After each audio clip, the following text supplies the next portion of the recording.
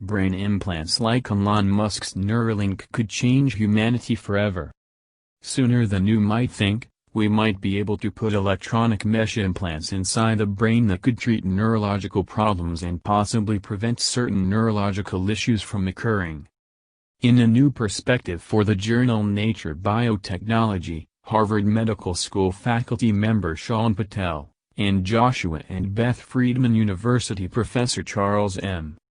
Lieber, outlined how mesh implants could help treat Parkinson's disease, Alzheimer's, addiction, and could even help prevent the brain from degrading with age.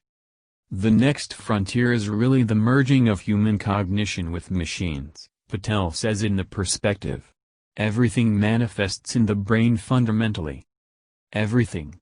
All your thoughts, your perceptions, any type of disease. Patel and Lieber describe how this mesh implant can, over time, collect data from the brain and learn how its neurons are communicating. With this data, the implant can essentially map the brain and stimulate it when a neurological issue requires treatment. The main issue this kind of stimulation is helping solve is a lack of proper connectivity in the brain.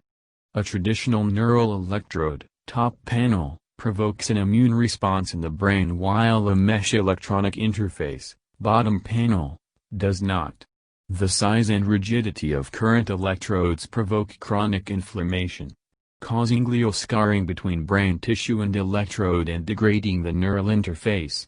Mesh electronics evade the immune response due to cellular and subcellular features and bending stiffness resembling the brain itself. The electrodes that deliver stimulation are ultra-small, Patel tells in verse. They're cellular and subcellular in size, so when you implant them into the brain, they resemble the size of the cells in the brain and the axons in the brain more than a typical electrode. As things stand, relatively large rods that are implanted in the brain are the main method of attempting to stimulate it to help solve neurological issues. Patel said the brain doesn't handle these probes very well, so their effectiveness decreases significantly over time.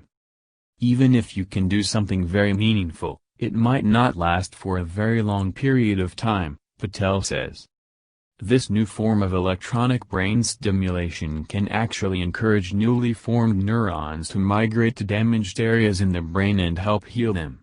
If someone has a stroke that causes brain cells in one region of the brain to die, for example, you could move brain cells from a region that is producing cells to make up for what was lost.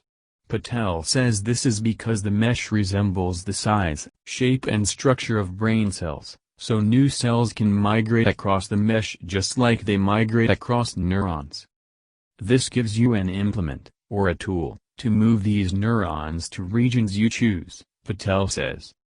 This kind of brain stimulation could help fix failing circuitry in the brain that leads to diseases like Parkinson's and Alzheimer's, and it could even be used to enhance someone's ability to learn.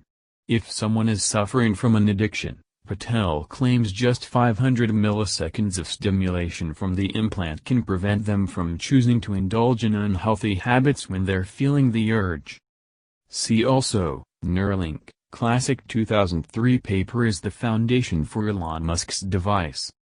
This is all quite exciting, but there are also some concerning consequences that could come with adopting this sort of technology. The paper explains that this technology could lead to being able to look into someone's most intimate thoughts. What happens when corporations or the government can gain access to the data an implant is collecting and possibly use it to their benefit? One can imagine how people could be taken advantage of or unjustly penalized for what they're thinking or their secrets that were never meant to be shared with the world. Putting an implant like this in the brain is not just a futuristic concept. Companies like Elon Musk's Neuralink are currently working to develop this kind of technology. Musk said in July that he is hoping to have an implant in a patient's brain by the end of next year. Neuralink's implant will not be mesh, though, but will instead take the form of a small chip with probes that are inserted into the brain tissue.